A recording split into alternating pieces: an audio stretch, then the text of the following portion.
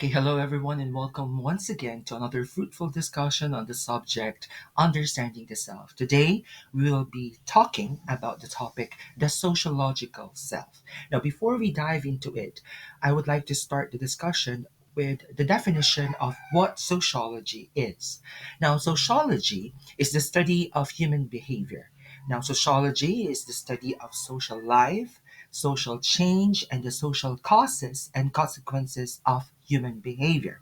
Now, sociology is very important because it provides an insight into social relations, human interactions, and how they affect society. It also provides a better understanding of the following reasons for social differences, including differences in social behavior, reasons for the differentials in group opportunities and outcomes, and the relevance of social hierarchies and social power in everyday life. So, as you can see, sociology almost covers everything when it comes to interaction, social norms, groups, interactions, etc. And sociology plays a very important role in developing ourselves. Now, I know you've heard about the adage, no one is an island. Now, at some point, since the time we are born, we belong to a certain family, a certain group, we belong to a community. And whether we like it or not, we are actually affected by these factors surrounding us. The factors includes our peers, our friends, our community, the church, the institution, and everything surrounding us. So it's crucial that we understand how sociology affects self.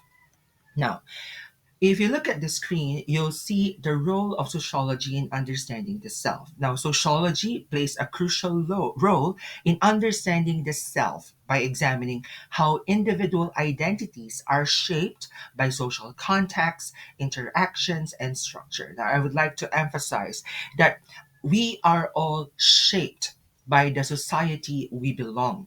And here are several key aspects of this relationship. Number one is socialization. We are a social being, and sociology studies how individuals learn and internalize their cultures, norms, values, and behaviors through socialization processes. Now, remember, for in every culture has its own norm, has its own values, has its own belief, and whether we like it or not, we are sometimes we have no choice but to follow certain rules and certain regulations and certain norms w- to which community we belong. Now, family, education, peers, and media all contribute to the development of the self. Okay, another one is identity formation. Now, every human being is unique, and sociology explores how identities are constructed, including aspects such as race, gender, class, and ethnicity. Now, who we are is actually a product of several factors, and our identity is not of our own, but is actually uh, it's actually a pile up of many things. Our identities are not just personal, but are influenced by social categories and the group memberships. I think you've heard about the saying, "Tell me who your friends are, and I will tell you who you are." So at some point, our identities evolve and change depending on the group that we attach ourselves in. And sociology explores how identities are formed by these relationships. Okay. And whether we like it or not, the relationships that we have, the family, the friends, the community where we belong affects the development of ourselves. Next, we have role theory. Now, this concept examines how individuals occupy various social roles. Example, student, worker, parent. Now, perhaps all of you are students, and as a students, um, people around you, your family, your friends, your teachers, have expectations on how you will perform that role. And with these expectations, uh, it actually somehow affects how you shape your individuality, because you have no choice but to do or perform that expectation. Let's say, for example, if you are a student, and I believe you are a student right now, and as a student, you're expected to study well, study hard, and finish your degree, right? No one will, I mean, no family, no parents would send you to school to what? Find a partner, to get married, and to raise a child, because that's not the role that you are performing. You are a student. Okay? So again, these roles develop or shape your identity and yourself. Now, we also have symbolic interactionism. Now, this theoretical perspective focuses on the meanings individuals attach to their interactions with others. Now, for every interactions that we have, we actually find meanings into that. Now, depending on the level of our interactions, okay, just like for example, the category of friends, we have levels of friendships. Okay, we have just normal peers, or just colleagues, or just a shallow type of friendship. But we also have this close bond with people whom we have deeper interactions with. So the self is seen as a social construct developed through communication and interaction. So our relationship is deepened depending on the level of our communication and interaction. In the same way, for every culture, for every norm, or for every culture, they have their own way of communicating. Okay, let's say for example, in the Philippines, we Filipinos, we often the children often use the words po at opo to show uh, respect for the elderlies, right? Whereas in other countries, let's say for example in the US, they are not using this type of words or these kinds of words. Okay, so our communication and interaction somehow, or no, our communication and interaction actually shape our identity. Okay, help or contribute in our identity. Okay, next is social context. When you say social context, sociology emphasizes the importance of context in understanding the self. Okay, factors like social class, community, and historical context influence individual experiences and self conceptions. Now, we all are members or part of a social class. Okay, whether let's say for example you belong to the poor family, the average family, or the rich family, and whether we like it or not, life in these social classes are somehow different with one another, and we are also affected by our historical backgrounds. Okay, the background of your family and the background of us. I mean, as a whole, as a Filipino, we were colonized by the Spaniards, by the Americans, and by the Japanese, and they have contributed to our Filipino identity. So this social context again helps shape or contribute to our identity, to our self. All right. Next one is power and inequality. Okay. Sociological analysis reveals how power dynamics and social inequalities affect self identity. Individuals may experience challenges to their self concept based on societal structures that privilege certain groups over others. Okay, this is somehow related to the social context because of the social class earlier. Okay, we understand that in the community or in the society, there's what we call power struggle. And we also experience inequality again based on our social classes.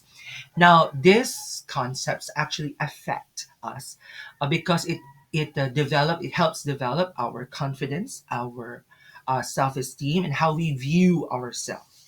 Okay, normally, those who are at the lower class have lower self-confidence, or that they somehow develop inferiority complex compared to those in the upper class. Now, this power struggle, this inequality, greatly contributes to our self, to our identity. Okay?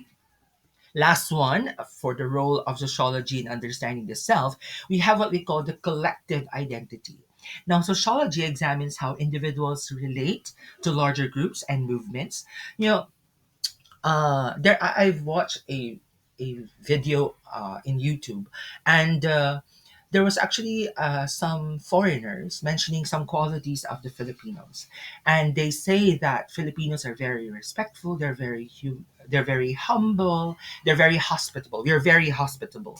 But there was a portion there wherein one foreigner mentioned that Filipinos have inferiority complex. Whenever they see foreigners, they feel that these foreigners are superior, okay, or are above them, and so they try to give so much respect that is somehow unnecessary, and they give, you can see how they act around them. Okay, that's what the foreigner mentioned, and that sometimes this is viewed as a negative attribute of Filipinos because they don't see the connection, or how this kind of attitude appears, or why this attitude appears, that inferiority complex appears. Now we could relate this to the time when we were colonized by the Spaniards, the Japanese, and the Americans. Remember, during those times, Filipinos experienced so much struggle. They've been made to believe that they are very inferior class, okay, during that time. And so at some point until this time, we have that colonial mentality, that foreigners are much better, Americans are much better, those of other uh, nationalities are much better than us, their products are much better than us. So we have that collective identity. Okay, and this collective identity profoundly influence our self concept, our self confidence, our worth as an individual. Okay, so we can see here from these perspectives, or from these factors, that sociology is really pertinent in the development of ourselves. Now, by integrating these perspectives, sociology provides a comprehensive framework for understanding how the self is not only a personal construct, but also a product of broader social influences. Remember when I've mentioned that tell me who your friends are and I will tell you who you are. So, whether we like it or not, we are affected by our surroundings, particularly by the people that surrounds us. Now, this understanding can help individuals navigate their identities in complex social landscapes. That's why we are trying to connect the concepts of sociology, the different perspectives of sociology in understanding ourselves. Because only when we understand the people around us, the community where we belong, the norms, the values, and the attitudes that we adopt from them, can we further understand the development of ourself. Okay, next one. Now, the self as a product of modern society, among others. Now, from the limitations imposed by society before, people nowadays are already free to seek their own identity. If you could recall in the past, tradition is very much honored. And people are confined with those traditions, with those beliefs. For example, in the colonial period, Filipinas women are expected to just stay at home, and that they're expected to rear their children, to do household chores, and that women are inferior to men. Okay? So, but now, women are finding their identities. They are breaking out and they are free to explore who they are. Now, their selves get delocalized. Okay, when we say delocalized, okay, with modernization, the self becomes a delocalized self. Now, free to seek its own identity. Okay, when we say delocalized self, again, I would like to emphasize we are free to seek our own identity, defining religion, theological tradition, free from customary constraints. Particularly in the time of the Spaniards, okay, we are very much confined into theological tradition. We follow the traditions of the church. Okay, so but now we are free to explore ourselves. Okay, hence deviating from the traditional way of life. Now, the struggle for one's individuality is only possible in modern society. Yes, we are free more than ever, But if we notice, there are a lot of people that are struggling more in finding who they really are. Okay, the questions who am I and what am I becomes more prevalent, becomes more pressing because of the struggle to find their own identity in the modern society. Okay, now again, let me repeat the localization. The self is released from time honored traditions and communal attachments and faces infinite possibilities. But remember, with these infinite possibilities also comes infinite problems. Okay, more and more people tends to follow, okay, or cling into, yeah, yes, they are free to explore their own identity, but whether we like it or not, as I've mentioned, we are affected by the community, by the people surrounding us, and sometimes we tend to adapt to those circles or to those groups, but only to find out that that's not really who we are. So instead of looking for more infinite possibilities, we regret. There is this regret of losing our identity. Now, the self, as a product of modern society, is free to seek its own identity and free from customary constraints. Now, such instances, Clifford Geertz in 1973 believes that the struggle for individuality can already be possible. Now, among these problems include the authenticity of self. We lose who we really are in the process because we're trying to adapt, we're trying to copy, we're trying to do what others are doing, particularly the people surrounding us. At some point, we lose who we really are. Okay. Another one is, according to Marx, human beings are haunted and get alienated from their own self. Again, because we are departing from where we really came from. We are trying to explore ourselves, breaking free from our norms and traditions. In the process, we become alienated. Okay, because of we are trying to adapt to, let's say, our friends, to the people surrounding us. Well, that's their own identity. Okay, and at some point, because they are your friends or because they are the group that you want to be with, um, along the way, you are more and more deviating from who you really want to be. Okay, you get me? Now, another one is the objectification of the body removes human qualities in man. At some point, there are also some negativities involved, particularly in character and in attitude. Okay, when we adapt, when we belong, or when we include ourselves to a certain group, uh, we do not just adapt their beliefs. Okay, we also adapt their behaviors. Okay, we also adapt what they're doing in their body. For example, well, I'm not saying this is negative or what, but let's say, for example, if you attach yourself to a group of people, let's say, who likes to pierce tattoos or to have tattoos in their bodies, then definitely you will eventually adapt that.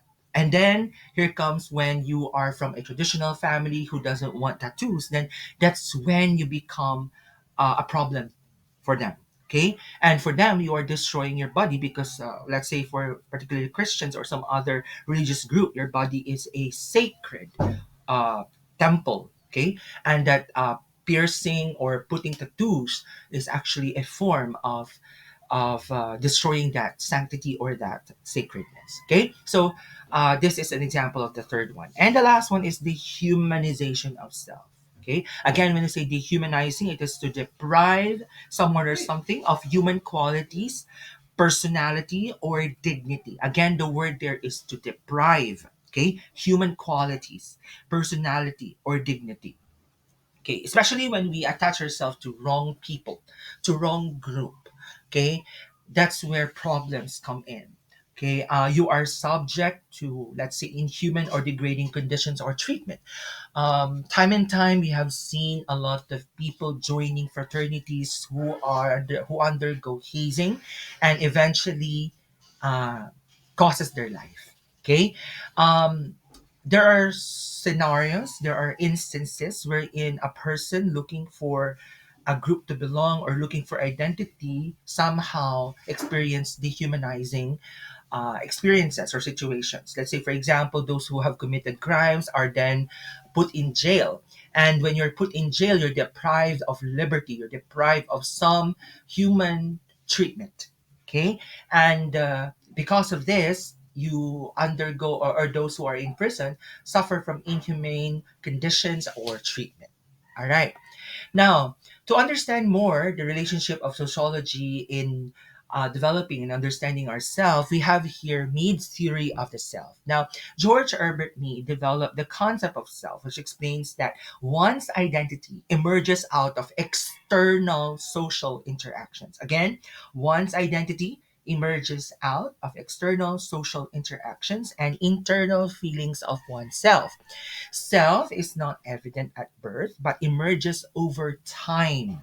Okay, so again, according to Mead, yourself is not so evident. It's not yet fully developed, of course, when you are from the time you were born. But as you grow and be exposed to, let's say, certain languages, play and games, that's the time you start developing yourself. Later on, we'll be discussing these factors, the language, play, and games, and how they affect and how they help develop yourself. Now, Mead offers an example to his theory. He actually, the theory of the social self can be likened to a dogfight scenario, according to Mead's theory.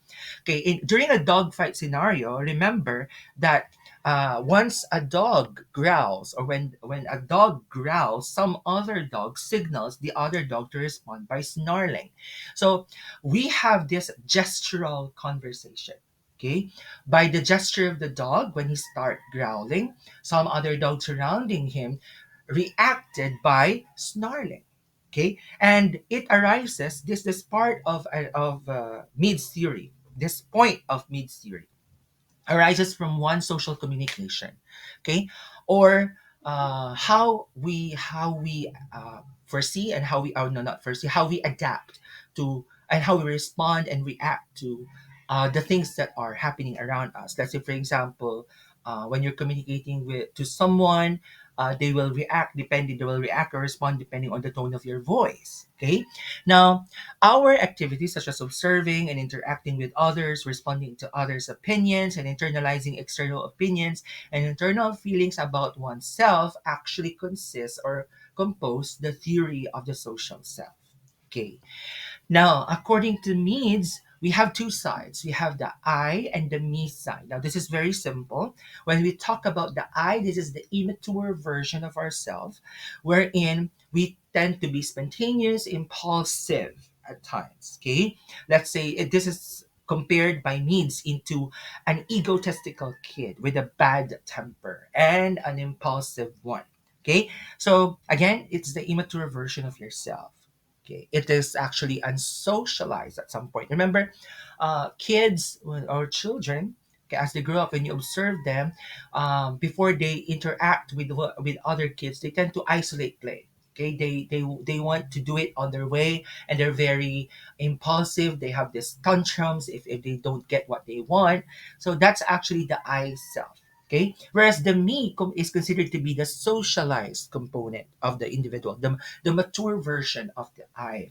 Okay, the me is a preppy adult, according to Mead, who follows the rules and is very polite and respectful to others. So there's already a sense of maturity. Okay, now the me self is more concerned about how people view, I mean, of others' opinion. We are very much concerned. Okay, the I is very much concerned. Sorry, the me is very much concerned of the opinions of other people. Now, according to me, there should be a balance between the I and the me, because the me should regulate the I. Okay, the I is also compared by Meads into a chimpanzee. Remember, a chimpanzee is um, very playful, very impulsive, very unsocialized. Okay, now if you will, now the self will release these particular behaviors. Now remember, the me will think before it acts. So as we grow, we tend to develop more the me side, rather than the I side, of course. But the I side, the I is never gone. I mean, it's always there with you. It's just that it is being regulated by the me. Now, earlier, I've mentioned about three important components that develop the self according to Mead. We have the language, play, and game. Now, language, according to Mead, starts to influence us from 0 to 2 years old. And Children, remember at this age, tends to copy the sounds or the words that they hear from adults. That's why it's very important that we regulate. We are very careful with the choice of words that we have or in front when we are in front of the children, particularly at this age. Because as they grow, they will eventually adopt this and this will become a part of their system. So we have to be very careful with the choice of words. Okay.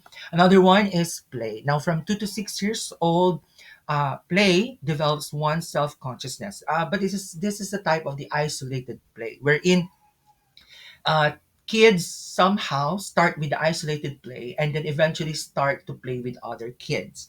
Okay, as they play, they begin to develop different roles, pretend and express expectations of others. Now, the play done at these ages is far easier as children do not adhere to any roles. Again, they just play anything. There's no particular role and rule involved. Okay, they just have to, um, internalize things on their own, practice their imagination, and they start to actually discover more about themselves. In fact, play improves the cognitive, physical, social, and emotional well-being of children, and through play, children learn about the world and themselves. Now, they also learn skills that they need to study, to work, for studying, for working, and relationships such as confidence. So they start to acquire this important attributes. Okay. Next, we have game. Now, the game is engaged by children ages 7 years old and onwards. Now, in this particular age group, they do games, or they perform a particular activity which involves rules, and they already have roles. Okay, now they understand that in order for them to win in this game, they have to follow the rule and they have to perform their roles very well. Okay, now that's the time the children at this age are practicing, or are developing the me more than the I. Okay, because again, they act. Okay, they think before they act. Okay, they understand that there are rules and that they have to follow, or that they have to perform the roles assigned to them. Okay, so that's Mead's theory. Now let's look at the looking glass self theory by Charles Horton Cooley. Now, the looking glass self pertains to an individual's development of self-concept based on their observation of how other people see them. So here, we actually engage, as we all know, as we grow, our networks increase. We tend to engage with more people, and with this, we actually view these people around us as mirrors, and they reflect our worth, our values, and our behavior. Okay, that's the looking glass self. Now, social interaction plays an important role in individuals' in the understanding of self. Thus, behavior and a person's self-esteem may be dictated by how they will predict how others perceive them. We are much very particular. Okay, we are very particular at how others see us. Okay, because at some point at the theory of looking glass self, how people treat us, how they define us, how they interact with us somehow affects our worth, our values, and our behavior. Okay. Now, under the looking glass self, we also have the labeling bias versus the self bias. Now, labeling bias occurs when we are labeled and others' views and expectation of us are affected by that labeling. Okay. Now, these labels sometimes are derived from different factors.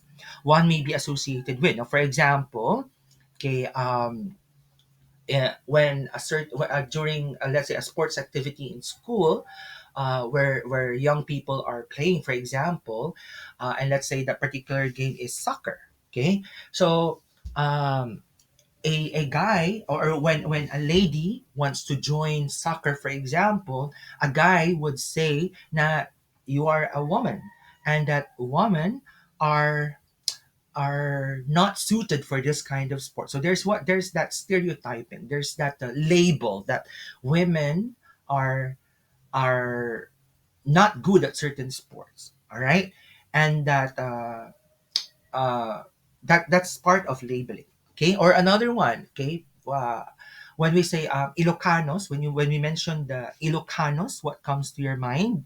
Okay, one of the attributes of Ilocanos that is very common to them is that they're very stingy, kuripot.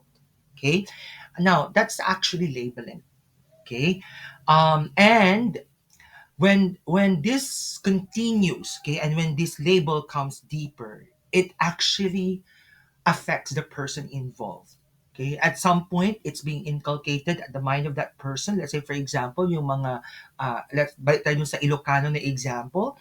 Okay, when a certain Ilocano student hears that from adults or from the person they admire or respect, let's say they teach their teacher and they say, ang Ilocano, they are very stingy, kuripot sila. Okay, at some point, it's being absorbed by that student or by that individual, and that becomes their self-label. Okay, so they now personally adopt that, and that becomes their self concept of who they are. Okay, and see the impact. So you have to be very careful at putting labels, at giving labels, because this are detrimental, and this will affect the individual at certain point. Okay, so these are all the things that I would like to share about the socialization, sociology, and its impact to the self.